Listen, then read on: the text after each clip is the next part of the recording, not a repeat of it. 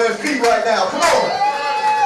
Get up. Get up out of your seats. Earthdriver is a big art community at this point. It was founded, I guess, in 1998. It's a lot of friends, old and new, collaborating on music.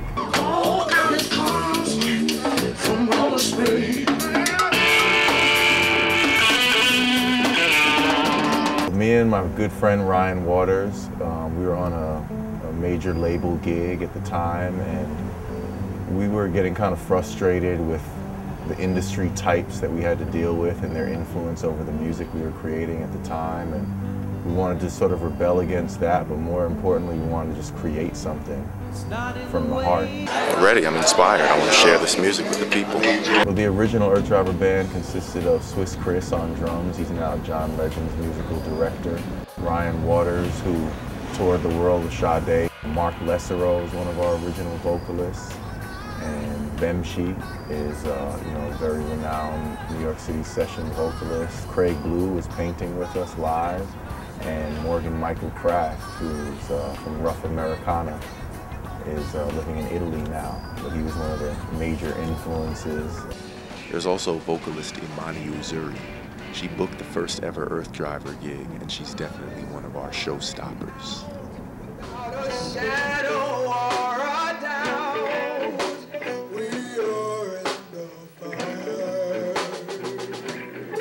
What I bring to the group is basically a hip-hop sensibility, a DJ sensibility, in terms of taking other recorded works and reappropriating them in a way to create new colors and textures, as well as different kinds of effects, more filtering, maybe sampling back a lot of live musician parts and playing them alongside in different ways with that.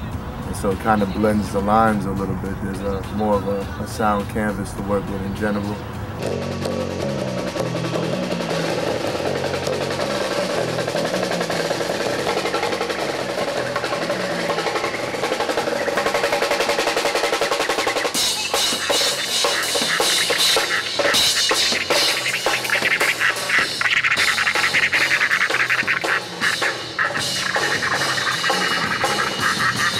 I'm sort of the invisible man of the Earthdriver project.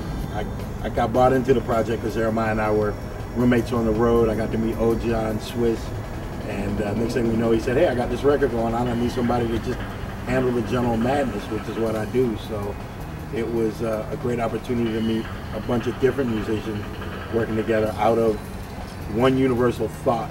And I discovered that Earthdriver is just a big, giant movement of art.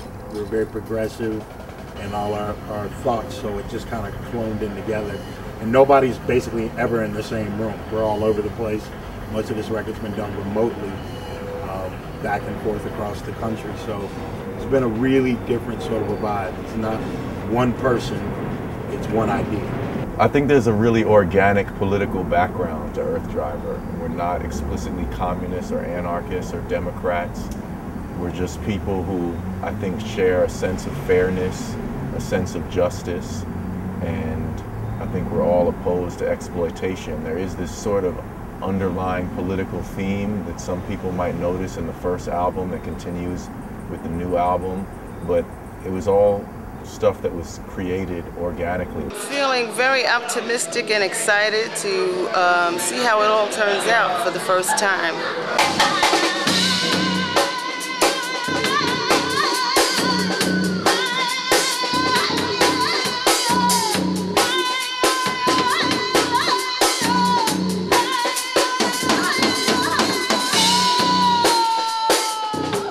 The first album was really people being invited in one after the other. Whoever showed up was a writer and a co-producer of that particular song on that day. And we didn't really go out of our way to make it style coherent.